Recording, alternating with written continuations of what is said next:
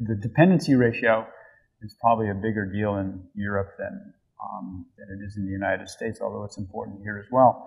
And that's because it refers to social insurance programs that finance benefits that are consumed by older citizens from the productivity taxes paid by younger citizens, in particular payroll taxes in a lot of places.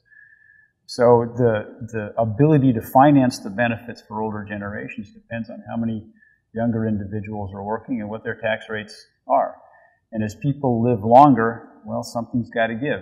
Either people have to work a little longer in order to finance the same benefits, or you need to have an increase in the birth rate or immigration to have more young people around working, or you have to increase the tax rate.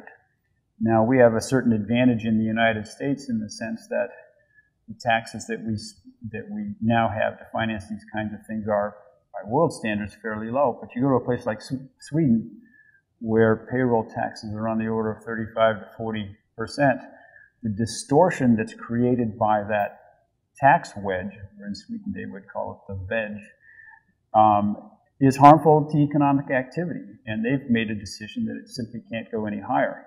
So in a kind of policy decision that's hard to imagine, at least in the current economic environment in the United States, they've effectively decided that we can't raise the tax rate. So if there's more older individuals collecting this year, we're going to look at how much money we have, and benefits will go down if we can't cover everybody at the old level of benefits. So we'll all get a letter that says, well, Sven, this year 3% less.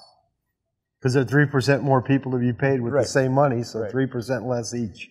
And this has really broad social implications, because if you want to maintain taxes where they are now, or if you want to maintain the ratio of working to non-working individuals, then you have to find some policy levers that will enable you to do that.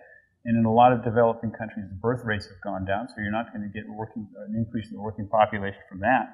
So that makes immigration very important for a lot of these countries with large welfare states.